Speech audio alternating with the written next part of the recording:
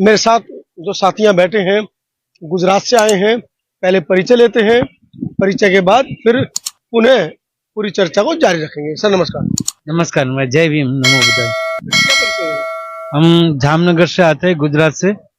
और ये जो बोध गया मुक्ति आंदोलन चल रहे है उसमें हिस्सा लेना है। तो बहुत लंबा समय हो गया आंदोलन में आने के लिए, तो थोड़ा आर्थिक मदद के लिए भी आया और हमारी हाजिरी देने के लिए भी आया।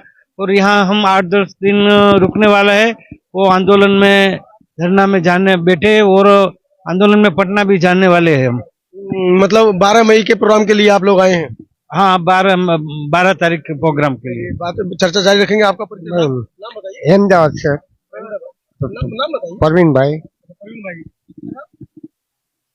रोहन रविदास है, झारखंड का है, गोड्डा जिला का, झारखंड से। तो लगातार 80 दिन से आप लोग देख रहे हैं किस तरीके से 135 वर्ष पुराना इस आंदोलन को कहा जाता है, लेकिन आज इस आंदोलन को भारतीय सोशल मीडिया ने, देश की मीडिया को तो मैं नहीं कहूंगा, लेकिन देश की सोशल मीडिया ने पुनः इस आंदोलन को जवान कर दिया है। 80 दिन का ये आंदोलन हो चुका है।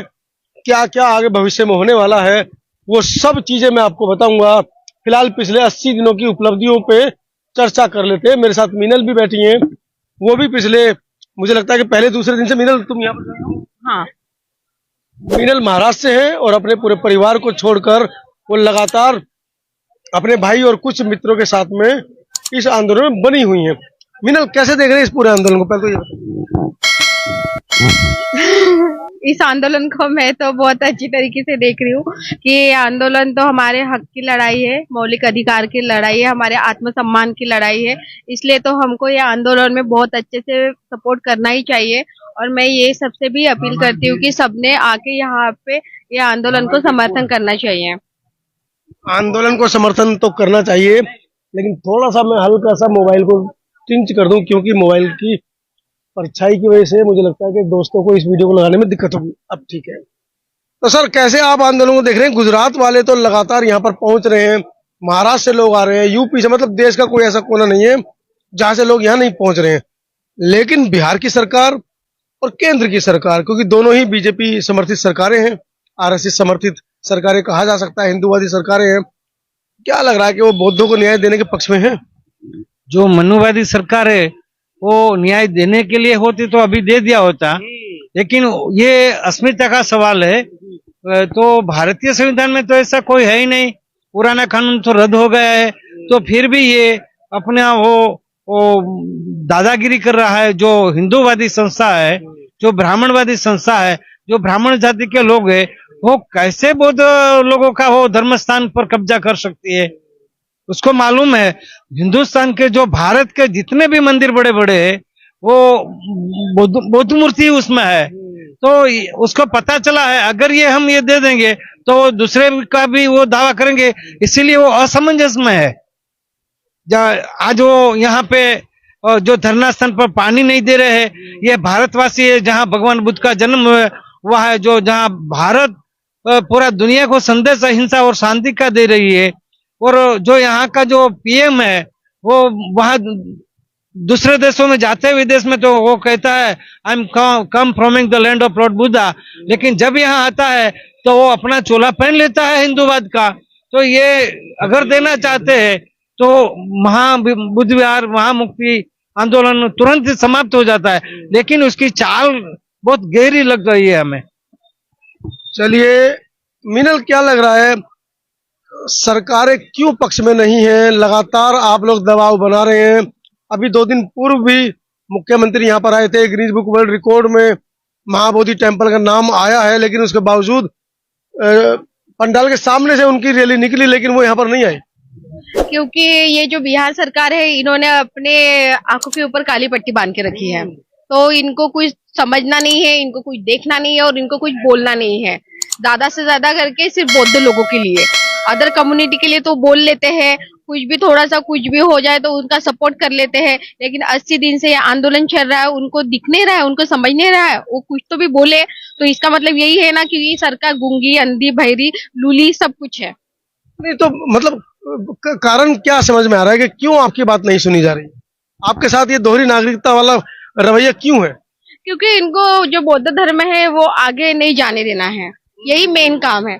क्योंकि ये सभी छोटे छोटे बच्चा भी समझ सकता है ना कि ये इधर ये आंदोलन की तरफ क्यों नहीं ध्यान दे रहे हैं, क्योंकि इनको बौद्ध धर्म आगे तक नहीं लेके जाना है ना, नहीं लेके जाना। नुकसान है इनको उससे। इनको इससे नुकसान है, बौद्ध धर्म से नुकसान है, लेकिन इनको ये नहीं समझ में आ रहा कि बाहर जाते तो बोल दे कि बौद्ध भूमि से आए हैं, बाहर में इतना बौद्ध मीन्स जो हमारे तथागत लॉर्ड बुद्धा इनका इतना प्रचार है, इतना मानते हैं, और वहां पे जाके बोलते बौद्ध भूमि से आए और यहाँ पे आके देख भी नहीं रही है। तो इनको यहाँ पे मीन जो इंडिया में है इनको बढ़ावा देना नहीं है, इनको बौद्ध धर्म आगे बढ़ाना नहीं है, यही हो गया ना। ये तो कॉमन ही बात है, ये तो कोई भी समझ सकता है।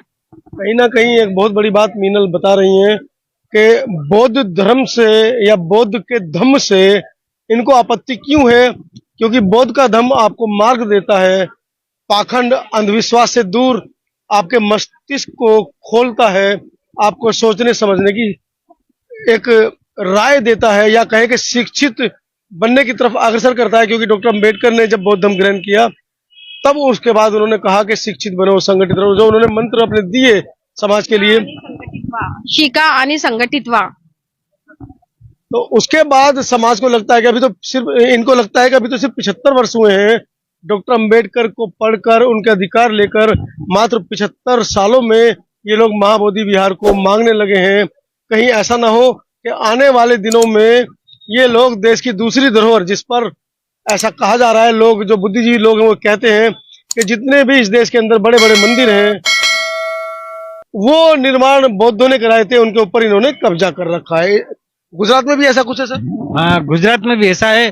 जैसे सोमनाथ है, वो सोमनाथ जमीन के अंदर है और ऊपर उसका वो सोमनाथ का मंदिर बना दिया है। तो ये इन्होंने पहले से ही ये धर्म को दबाने का कोशिश किया है।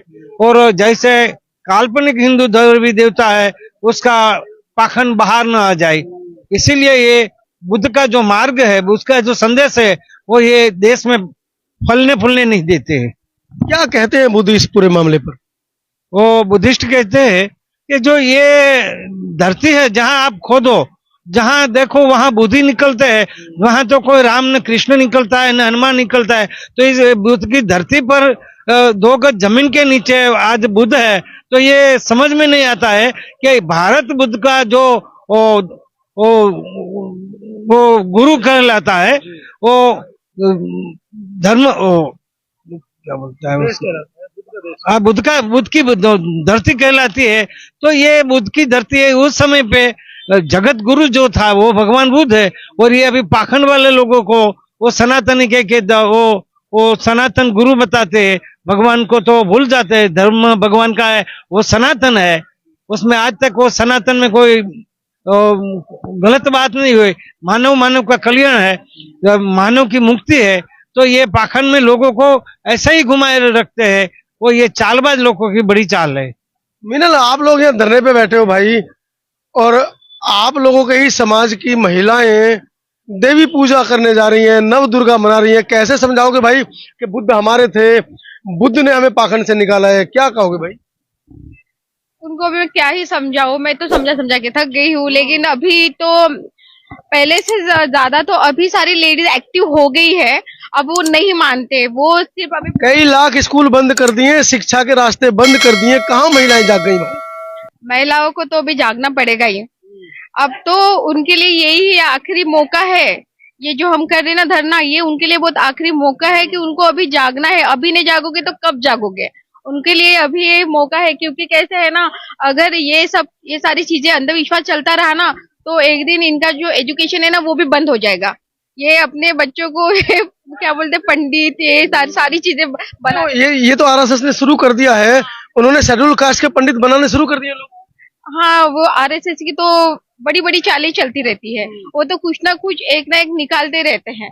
लास्ट टाइम हमारा यहाँ से एक रैली मार्च हुआ था, तो पता नहीं उनको कैसे क्या पता चला, उन्होंने अपना भी रैली मार्च निकाल लिया था। हाँ, टेम्पल तक हम गए थे। म्यांमार के लिए जो हम शांति मार्च निकाला था, तो उन्होंने भी अपना रैली मार्च निकाला था। ये कुछ ना कुछ काड़ा करते रहते आरएसएस के लोग, तो इनका तो कुछ हो नहीं सकता, इनका कुछ हो नहीं सकता। जो कुछ है हमको ही करना पड़ेगा। भाई आपके युवाओं भी तो आपके घर के युवा भी तो उधर वो कांवड़ लेने जा रहे हैं, वो कहाँ रुकते हैं भाई? उनको तो रुकना ही पड़ेगा। वो रुक रहे हैं, अभी नहीं जा रहे। आपको ऐसा लग रहा है, लेकिन अभी नहीं कर रहे। लाखों की संख्या में कांवड़ लेने जा रहे हैं, गंगा जी जा रहे हैं, हरिद्वार जा रहे हैं भाई। ये तो गलत है। ये तो आपको ऐसा करने से बचना पड़ेगा। अगर आप ऐसे करोगे तो जिंदगी भर ही कांवड़ लेते जाओगे, आप कुछ भी नहीं कर पाओगे। तो ये है, कांवड़ लेना बंद करो और चुपचाप अपने धरने पे आओ और धरने में सपोर्ट करो। नौकरियां नहीं है भाई, प्राइवेट में आरक्षण नहीं है, क्या कमाओगे, क्या खाओगे, आने वाले बच्चों को क्या क्या दोगे भाई? वो आज वो पूरा सिस्टम ऐसा बना दिया है अंधश्रद्धा और पाखंड के जोड़ने के लिए। ये जो मनुवादी सिस्टम है वो लोगों को गुलाम बना रही है, मानसिक गुलाम बना रही है।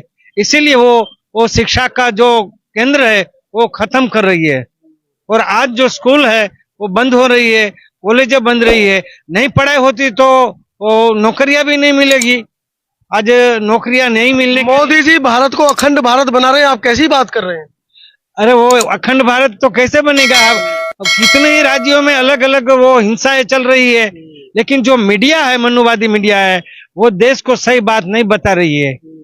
इसी के कारण वो आज मोदी है वो देश में हावी है, दूसरा और कुछ नहीं है। चलिए, चर्चा बहुत लंबी है। तमाम साथी मुझे मिले, मुझे लगा कि चर्चा करनी चाहिए। इस पूरी वीडियो के बारे में आपकी क्या राय है, कमेंट सेक्शन में हमको जरूर बताएं। अगर आप हमें फेसबुक पर देख रहे हैं तो हमें फॉलो कर लीजिए, और अगर यूट्यूब पर हमारी वीडियो देख रहे हैं तो हमें सब्सक्राइब कर घंटी पर ऑल का बटन दबाना बिल्कुल ना भूलें। बहुत बहुत धन्यवाद।